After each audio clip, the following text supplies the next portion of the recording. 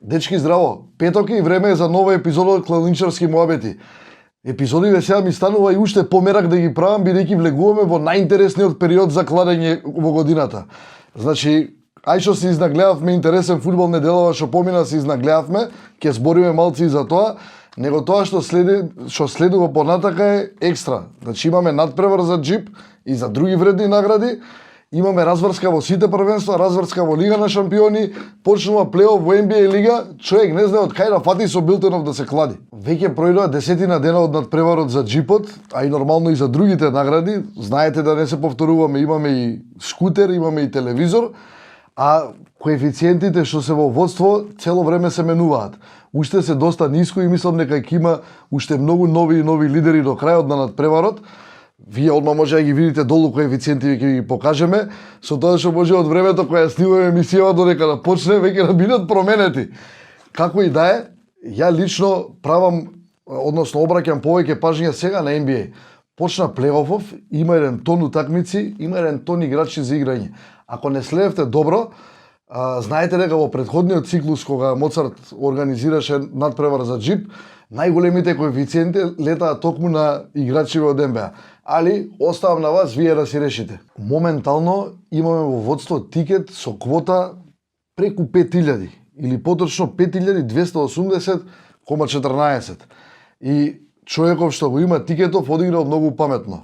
Големи коефициенти не бркал, значи ја како што гледам тука од 19 утакмици поголем коефициент од 2,25 нема и плюс не се брзал. Тоа е клучно.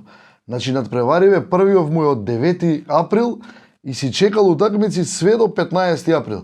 Значи 6 дена си одбрал тоа што мисли дека е сигурен и си фатил едно чудо пари.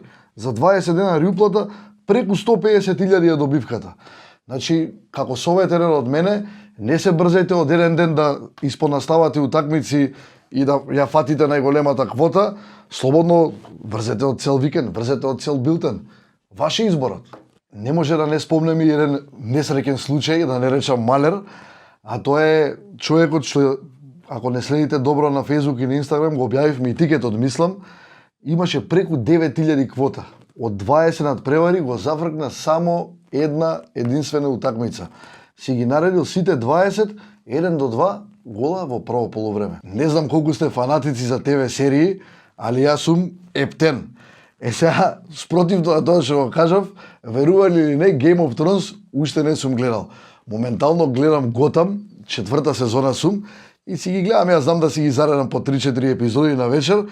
Жена ми ме тера да гледаме Game of Thrones since forever. И како ме натера сега да почнам да ја гледам со брзо темпо, нормално, кога видов дека во Моцарт има кладење на Game of Thrones. Значи не мора да сте само фудбалски или спортски фан, ако сте фан на Game of Thrones, ако мислите дека знаете како ќе се развие последната сезона, имате да се кладите. Кој ќе биде крал, кој ќе умре, кој ќе си најдете во билтен, ќе си видите. И баш ми интересира, ја мислам да со некој да се консултираме за Game of Thrones, да направиме еден таков тикет, нема да биде лошо. Сакам јавно да си признаеме сите дека никој не очекуваше дека две екипи како Тотенхем и како Ајакс ќе се најдат меѓу најдобрите 4 во Лига на шампиони. Али верувам дека ќе се сложите со мене тотално заслужено. Прво малку за Ајакс, што повеќе да кажеме, Реал Мадрид го раскостија, утегна две утакмици, ако првата ја изгубија, изигра одлично. Јувентус му одржаа лекција по фудбал исто во сред Торино. Значи, тоа што го игра Ајакс годинава не е ништо случајно. Кај нив тоа е на циклуси. Значи, сега може тимов и да освои Лига на шампиони, после да се распродаде, па да ги чекаме до 2036 пак да се вратат во ваква форма и со вакви играчи.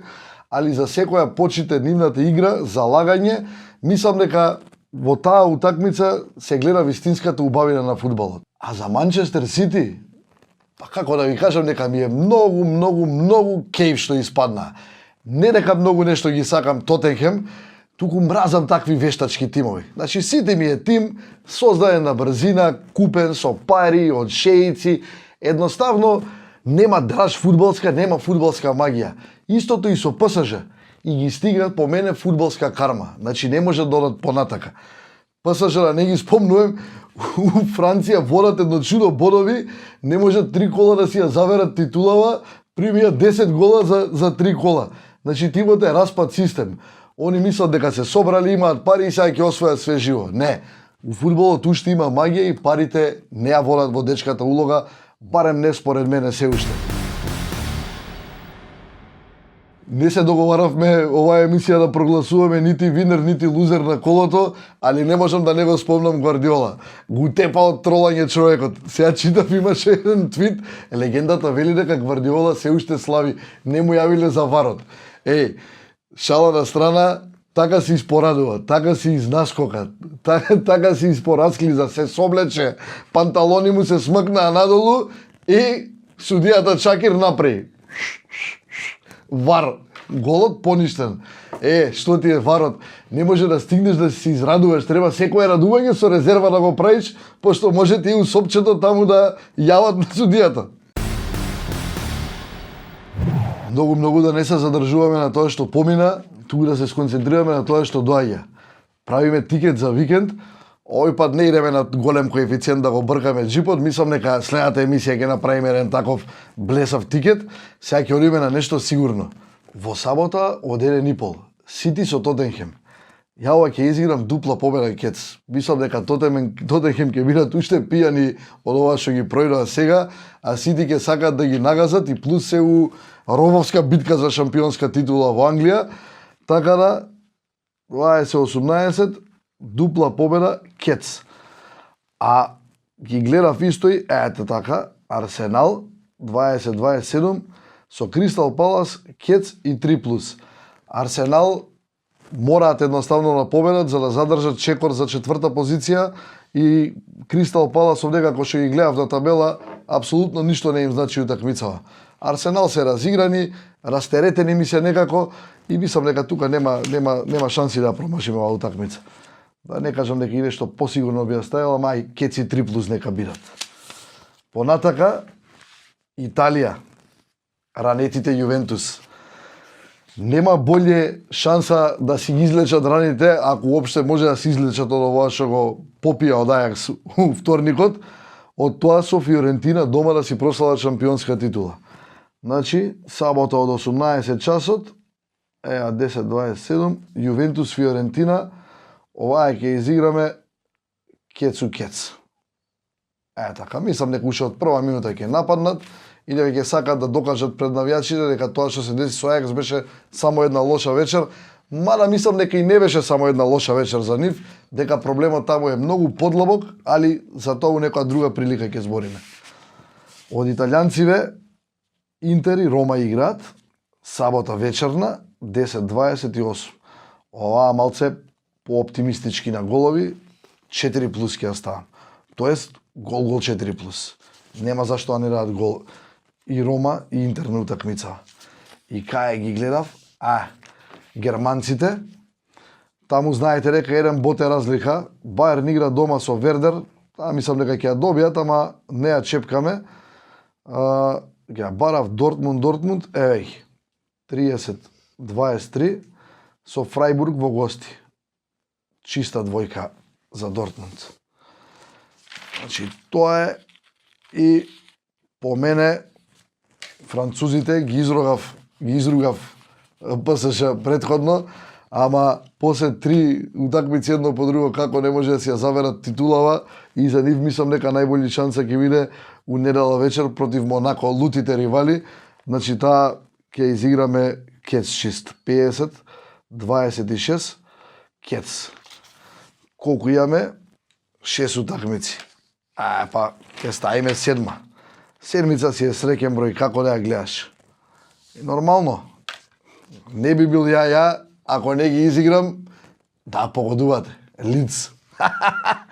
27-10. Дома играат со Виган. Чискец. 7 утакмици. Веќе е финиш на сезона. Дајте и вие некој ваш предлог, видете ги моиве на екран, кој сака нека препише, знаете дека прошли 2 пати бевме доста близу за да фатиме и ова великденски трета среќа, ајде дека биде со лесно, дека тргне. Сакав да кажам, ако анализирате, ако гледате, Пуштете во коментар ваш предлог. Кој мислите дека ќе се спаси од лига? Кој мислите дека ќе испадне? Кој ќе иде у Лига на шампиони?